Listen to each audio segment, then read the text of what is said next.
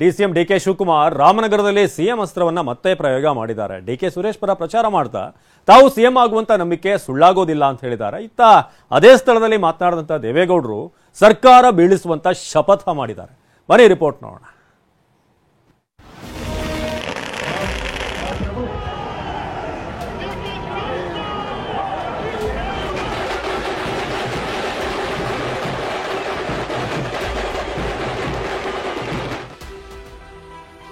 ನಾನು ಸಿಎಂ ಆಗ್ತೀನಿ ಎನ್ನುವ ನಿಮ್ಮ ನಂಬಿಕೆ ಸುಳ್ಳಾಗಲ್ಲ ಎಂದ ಡಿಕೆ. ನೀವೇನು ಭಾವನೆ ಇಟ್ಕೊಂಡು ನನ್ನ ಅಭ್ಯರ್ಥಿನ ನೀವು ಗೆಲ್ಲಿಸಿದ್ರೆ ನಾನು ಒಂದು ಮುಖ್ಯಮಂತ್ರಿ ಆಗ್ತೀನಿ ಅಂತ ಹೇಳಿ ನನ್ನ ಮೇಲೆ ನಂಬಿಕೆ ಇಟ್ರಿ. ಆ ನಂಬಿಕೆ ಮೋಸ ಆಗುದಿಲ್ಲ, ಆ ಮೋಸ ಆಗ್ತಿಲ್ಲ. ನಾನು ಸಿಎಂ ಆಗ್ಬೇಕೆಂಬ ನಿಮ್ಮ ನಂಬಿಕೆ ಸುಳ್ಳಾಗಲ್ಲ. ಡಿಸಿಎಂ ಡಿಕೆ ತಮ್ಮ ತವರು ಜಿಲ್ಲೆಯ ಹಾರೋಹಳ್ಳಿಯಲ್ಲಿ ಆಡಿರೋ ಮಾತಿದು. ಬೆಂಗಳೂರು ಗ್ರಾಮಾಂತರದ ಕಾಂಗ್ರೆಸ್ ಅಭ್ಯರ್ಥಿ ಡಿಕೆ ಸುರೇಶ್ ಪರ ಅಬ್ಬರದ ಪ್ರಚಾರ ಮಾಡಿದ್ದಾರೆ. ಸಾವಿರಾರು ಜನರ ಸಮ್ಮುಖದಲ್ಲಿ ತಾವು ಸಿಎಂ ಆಗುವ ಸಂಭವವಿದೆ ಅನ್ನೋ ಮೂಲಕ ಮತಯಾಚಿಸಿದ್ದಾರೆ. ಇಷ್ಟೇ ಅಲ್ಲ, ನೀವು ಮತ ಹಾಕಿದ್ರೆ ಎಚ್.ಡಿ. ದೇವೇಗೌಡರು ಹಾರೋಹಳ್ಳಿ ಸಹವಾಸಕ್ಕೆ ಸಾಕಪ್ಪ ಎನ್ನಬೇಕೆಂದು ಗುಡುಗಿದ್ದಾರೆ.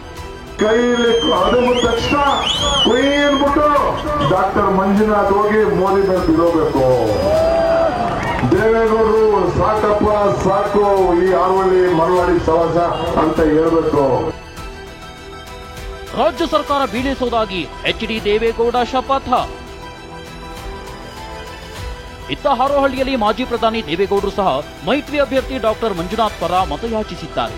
ರಾಜ್ಯ ಸರ್ಕಾರವನ್ನ ತೆಗೆಯುವುದಾಗಿ ಶಪಥ ಮಾಡಿದ್ದಾರೆ.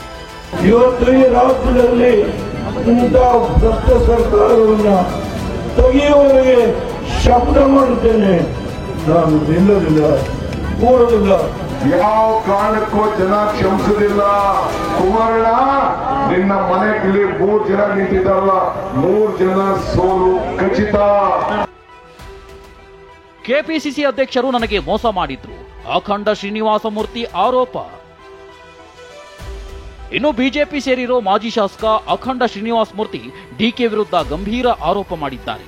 ಈಗಿನ ಕೆಪಿಸಿಸಿ ಅಧ್ಯಕ್ಷರೇ ನನಗೆ ಮೋಸ ಮಾಡಿದ್ರು, ಅವರು ಮತ್ತವರ ಸ್ನೇಹಿತರು ಸೇರಿ ನನ್ನ ಮನೆಗೆ ಬೆಂಕಿ ಹಚ್ಚಿಸಿದ್ರು ಅಂತ ಮತ್ತೊಂದು ಗಂಭೀರ ಆಪಾದನೆ ಮಾಡಿದ್ರು. ಇವತ್ತಿನ ಕೆಪಿಸಿಸಿ ಅಧ್ಯಕ್ಷ ಇದ್ದಾರಲ್ಲ, ಅವರೇ ಮೋಸ ಮಾಡಿದವರು.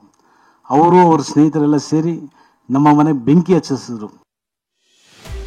ಕಳೆದ ಚುನಾವಣೆಯಲ್ಲಿ ಚೆಲುವಣ್ಣ ಸಹಾಯ ಮಾಡಿದ್ರು. ಮಂಡ್ಯದಲ್ಲಿ ದರ್ಶನ್ ಅಬ್ಬರ. ಮಂಡ್ಯ ಅಖಾಡ ರಂಗೇರಿದೆ. ಕಾಂಗ್ರೆಸ್ ಅಭ್ಯರ್ಥಿ ಸ್ಟಾರ್ ಚಂದ್ರು ಪರ ನಟ ದರ್ಶನ್ ಇಂದು ಸಹ ಮತಬೇಟೆ ನಡೆಸಿದ್ರು. ನಾಗಮಂಗಲ ವ್ಯಾಪ್ತಿಯಲ್ಲಿ ಭರ್ಜರಿ ಪ್ರಚಾರ ನಡೆಸಿದ್ದಾರೆ. ಈ ವೇಳೆ ಮಾತನಾಡಿದ ದರ್ಶನ್, ಕಳೆದ ಚುನಾವಣೆಯಲ್ಲಿ ಸಚಿವ ಚಲುವರಾಯಸ್ವಾಮಿ ನಮಗೆ ಸಹಾಯ ಮಾಡಿದ್ರು, ಹೀಗಾಗಿ ತಾವು ಪ್ರಚಾರಕ್ಕೆ ಬಂದಿರೋದಾಗಿ ಹೇಳಿದ್ರು. ಇವತ್ತಿಲ್ಲಿ ಬರೋದಕ್ಕೆ ಒಂದ್ ಕಾರಣ ಏನಂದ್ರೆ, ಕಳೆದ ಬಾರಿ ಚುನಾವಣೆಯಲ್ಲಿ ಚಲುವಣ್ಣ ಅವ್ರ ಹಿಂದೆ ನಿಂತು ನಮಗ್ ಸಹಾಯ ಮಾಡಿದ್ರು. ಅವ್ರು ನಮ್ಗೆ ನೀಡಿದಂತ ಸಹಾಯ ನಿಜವಾಗ್ಲೂ ಇದಲ್ಲ, ಇನ್ನೊಂದು 7 ಜನ್ಮ ಹುಟ್ಟುಬೋದ್ರು ನಾವು ತೀರ್ಸಕ್ಕಾಗಲ್ಲ. ಪಕ್ಷದಿಂದ ಹೊರಹಾಕೋದು ತಂದೆ ಮಕ್ಕಳ ಕುತಂತ್ರ ಎಂದ ಈಶ್ವರಪ್ಪ. ಬಿಎಸ್ವೈ ವಿರುದ್ಧ ಬಂಡಾಯ ಸಾರಿರೋ ಕೆಎಸ್ ಈಶ್ವರಪ್ಪಗೆ ಬಿಜೆಪಿ ಗೇಟ್ ಪಾಸ್ ನೀಡಿದೆ. ಈ ಬಗ್ಗೆ ಮಾತನಾಡಿದ ಈಶ್ವರಪ್ಪ, ತಂದೆ ಮಕ್ಕಳ ಕುತಂತ್ರ ಫಲಿಸಿದೆ ಎಂದು ಕಿಡಿಕಾರಿದ್ದಾರೆ. ಇದಕ್ಕೆ ಕೌಂಟರ್ ಕೊಟ್ಟ ಬಿಎಸ್ವೈ, ಉಚ್ಚಾಟನೆ ಶಿಸ್ತು ಸಮಿತಿ ನಿರ್ಧಾರ ಎಂದಿದ್ದಾರೆ. ಅಪ್ಪ ಮಕ್ಕಳು ಕುತಂತ್ರ ಮಾಡಿ ಷಡ್ಯಂತ್ರವನ್ನು ಮಾಡಿ ಇವತ್ತು ಅವರು ಹೊರಗಾಗಬೇಕು ಅಂತ ಪ್ರಯತ್ನ ಬಹಳ ದಿನ ನಡೆಸಿದ್ರು. ಅದು ಇವತ್ತು ಅವರಿಗೆ ಸ್ವಲ್ಪ ಸಮಾಧಾನ ಇದ್ದಿದ್ದು. ಅದು ಶಿಸ್ತು ಸಮಿತಿ ತಗೊಂಡ್ರು ತೀರ್ಮಾನ, ಅದಕ್ಕೆ ನಮಗೇನು ಸಂಬಂಧ ಇಲ್ಲಿರುವಂಥದ್ದು. ಅವರು ಸಹ ಅದನ್ನು ಅಪೇಕ್ಷೆ ಪಡ್ತಾ ಇದ್ದೇನೆ ಅಂತ ಹೇಳಿದ್ರು. ಅದರಂತೆ ಶಿಸ್ತು ಸಮಿತಿ ಕ್ರಮ ತಗೊಂಡು ರಾಜ್ಯದ 28 ಕ್ಷೇತ್ರಗಳಲ್ಲಿ ಗೆಲ್ಲಬೇಕೆಂದಿರುವ ಬಿಜೆಪಿ ಅಬ್ಬರದ ಪ್ರಚಾರ ನಡೆಸಿದೆ. ಈ ನಡುವೆ ಕೆಲವೆಡೆ ಬಂಡಾಯವು ತಲೆನೋವಾಗಿ ಪರಿಣಮಿಸಿದೆ. Bureau report, ಟಿವಿ9.